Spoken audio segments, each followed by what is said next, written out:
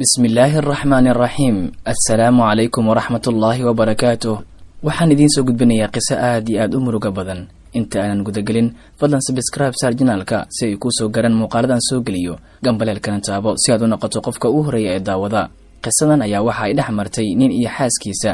ninkani ayaa aad iyo aad waxa uu u jeclaa xaaskiisa, waxa ayna haysteen 2 caruur oo kala ah wiil iyo gabar. wax kasta uu awoodo waa uu siin jiray, balse xaaskiisa marnaba maqsuud kama aysan noqon ninkeeda. inkastoo ninka uusan ahayn nin taajir ah, haddana waxa uu la wadaagi jiray wax kasta uu heli karo. haddii uu u soo iibiyo dhar, waxa ay ku dhihi jirtay waxaani waa wax liita oo mar hore laga tegay. ninkani waxa uu ahaa mid u dhoola caddeeya xaaskiisa, mar walibana qanciya. waxa uuna isaga ku dhihi jiray, maalin ayaan taajir noqon doonaa, waxaana ku iibi doonaa dhammaan waxyaabaha qaaliga ah ee aad u baahan tahay. haweenidani marnaba telefoonka kama aysan wici jirin ninkeeda, kaliya marka ay dan ka leedahay mooye. haddii uusan fulin karin codsiga iyo weliba danta ay leedahay, waxaa kaliya ay samayn jirtay in ay muran la gasho, maalmaha qaarna ay dagaal ka horgeyso. ninkani waa nin aad iyo aad u faqiir ah. galab isagoo shaqadiisa ka soo baxay ayuu waxuu soo iibiyey kiilo hilib ah, isagoo faraxsan islamarkaana isdhahaya, xaaskaaga ka yaabi maanta oo caawa si fiican ha u casheeya reerka. mar allaala iyo markii uu soo gaaray guriga ayuu albaabkii gargaraacay, waxaana ka furay xaaskiisa. islamarkaana isagoo faraxsan ayuu tusay kiiladii hilibka ahayd.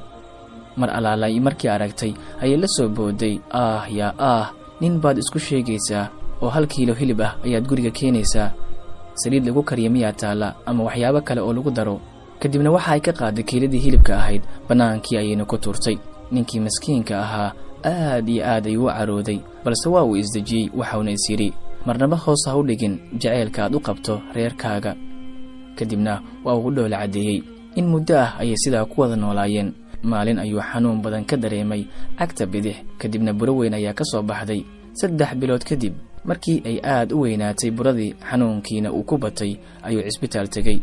waxaana laga helay cudurka loo yaqaano kansarka. waxa uu ahaa sabool, aanan awoodin daryeel caafimaad oo dhammaystiran. inkastoo aad uu u xanuunsan yahay, haddana waxa uu isku dayayaa wax kasta uu awoodo in uu reerkiisa ku quudiyo. waxaana ninkani maskiinka ah maanka kaga jirta, marnaba yaysan dareemin xanuunka aad qabto.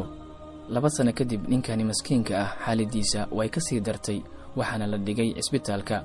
lugtiisii ayaa qalin lagu sameeyey oo la jaray, laakiin nasiib darro waxay ahayd xilli dambe. fayraskii waxa uu saameeyey dhammaan jidhkiisii oo dhan, waxayna dhakhaatiirtii u sheegeen in xaaladiisa waxna aysan ka qaban karin. waxa uu u yeeray xaaskiisa si uu ula dardaarmo. waxa uu ku yidhi, xaaskaygiyey, waxaad tahay haweenay aad iyo aad u wanaagsan. mana jirto hooyo kaa wanaagsan oo carruurtayda hooyo u noqon lahayd. waxaan kaa codsanayaa in aad xanaanayso carruurteenna oo aad noo daryeesho. waxaan dareemayaa in aan adduunkan ka sii socdo. allaha idin dhowro ayuu markaasi ku yidhi. waxa uuna neefsaday neeftiisii ugu dambaysay, waa uuna geeriyooday. haweenaydii iyo 2 carruur ee isaga u dhalay waxay bilaabeen inay ooyaan. maalmo ayay borordiiq ku jireen. 2 bilood kadib ayay xaaskii booqatay qabrigiisii. way ag fadhiisatay iyada oo leh erayadan soo socda: gacaliye, wax kasta oo wanaagsan waad ii samaysay. waxaad iila dhaqantay si naxariis iyo dulqaad ay ku dheehan tahay, balse waxa keliya ee aad iga heli jirtay waxay ahayd buuq, dagaal iyo muran joogto ah. marnaba ma garowsan muhiimadaada iyo jaceylkaaga ilaa hadda oo aad naga tagtay. goortii aan aniga naqday qofka laga rabo cuntada, dharka, biilka, waxbarashada iyo waxyaabaha kale oo aad u badan oo quseeya xagga qoyska, waan xasuustaa gacaliye goortii aan tuurayey kiiladii hilibka ahayd, laakiin hadda ma hayo xitaa nus kiilo meel aan ka keeno. waxaa xaqiiq ah dhammaanteen in aan tabayno maqnaashahaaga. hadda gabadhaadii yareed waa mid aanan ooyinta kala joojin. mar welibana waxay igu dhahdaa, hooyo, aabba miyuu soo laabanayaa? aniguna ma garanayo jawaabtii aan ku celi lahaa gabadhaada yar. allaha kuu naxariisto, qabrigaaga allaha kuu waasiciyo. waxaad ahayd nimco xagga alle iiga timid oo aniga la igu talagalay, laakiin waxaan garan waayey xilligii aan ku haystay in aan ka mahadiyo. waxaanan ahay haatan qof ka shalaynaya. waxaa xaqiiq ah in aan ogaaday markii aan keligii naqday, adigana aad gashay dhulka hoostiisa, in aad ahayd nimco ilaahay ii soo diray. qisada ayaa intaasi ku eg. waa maxay qisada iyo waxyaabaha aynu ka baran karno? gabadha wanaagsani waa tan had iyo jeer ku qanacsan oo ka mahadcelisa wixii la siiyey, haddii ay yar yihiin iyo haddii ay badan yihiin.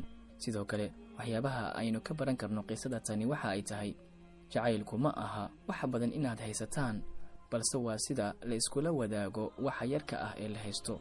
kuwa xiriirka idinka dhaxeeya kula hadal mar waliba hadallo wanaagsan inta ay nool yihiin.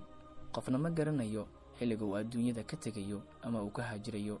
marnaba ha ku ciyaarin dareenka qofka ku jecel oo ha dhaawicin qalbigiisa, sababta oo ah waxaa hubaal ah maalin inta aad baraarugto oo aad garan doonto in aad dayaxa weysay halka markii hore aad xidigaha tirin jirtay. haddii uu ka cajibiyey muuqaalkan, fadlan subscribe saar channelka si ay kuu soo gaaraan muuqaaladan soo geliyo, gambaleelkana taabo si aad u noqoto qofka ugu horeeya daawada. mahadsanid.